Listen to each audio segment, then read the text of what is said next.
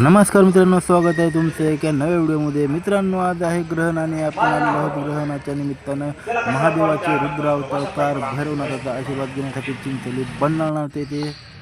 तर मित्रांनो, आपण आलो आहोत मंदिरामध्ये आणि मंदिरात प्रवेश करतानाच आपल्याला दिसलेला आहे देवाचा नगारा, जी की आरतीसाठी वाजवला जातो आणि त्याच्याच बाजूला आहेत देवाच्या पताकाही ठेवलेल्या आहेत.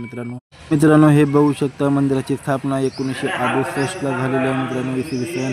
आणि मंदिराचं इतकं सुंदर कोरीव काम आहे, इतकी पॉझिटिव्ह एनर्जी आहे मंदिरामध्ये मित्रांनो. तुम्ही जर इथं कधी आलात तर इकडल्या भागामध्ये तर जरूर या ठिकाणी या आणि देवाचं दर्शन घ्या, कारण इकडले प्रत्येक लोक, इलेक्शन असेल काही असेल, इथलं दर्शन घेतल्याचे प्रचारसुद्धा चालू केला जात नाही. इतकी पॉझिटिव्ह एनर्जी या ठिकाणी मिळते मित्रांनो. तर चला घेऊया दर्शन. तर हे बघू शकता मित्रांनो, तुम्ही हे दर्शन घेऊ शकता काळ भैरवनाथाच्या नावानं. चांग भलं मित्रांनो, हे बघू शकता भैरवनाथाची सुंदर अशी कोरीव देखणी अशी मूर्ती आहे मित्रांनो. महादेवाचे रुद्र अवतार असणारे आपले भैरवनाथ हे बघू शकता मित्रांनो, किती तेजस्वी मूर्ती आहे मित्रांनो. आणि हे बघू शकता मित्रांनो, मंदिराचं नक्षीकाम किती सुंदररित्या केलेलं आहे मित्रांनो. खूप जुनं मंदिर आहे मित्रांनो. 1967-68ला या मंदिराची निर्मिती आणि मूर्तीची स्थापना झालेली आहे मित्रांनो.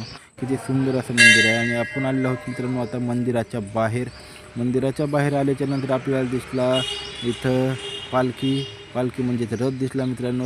या रथाची मिरवणूक प्रत्येक वर्षी चिंचोली बल्लाळनाथमध्ये मोठा उत्सव होत असतो काळ भैरवनाथाचा. आणि हे बघू शकता मंदिराचं शिखर एवढं उंच आहे मित्रांनो, की तुम्ही वर बघितलं तर तुमच्या डोक्यावर जर टोपी असेल तर टोपीही पडू शकते मित्रांनो.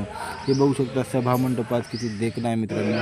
तर ठीक आहे मित्रांनो, तुम्हाला कसं वाटलं हा व्हिडिओ प्लीज कमेंट करून सांगा. तर चला मित्रांनो, आपण जाऊयात पुढं आणि घेऊयात मंदिराची थोडी माहिती. हे बघू शकता मित्रांनो, किती सुंदर असं मंदिर आहे मित्रांनो.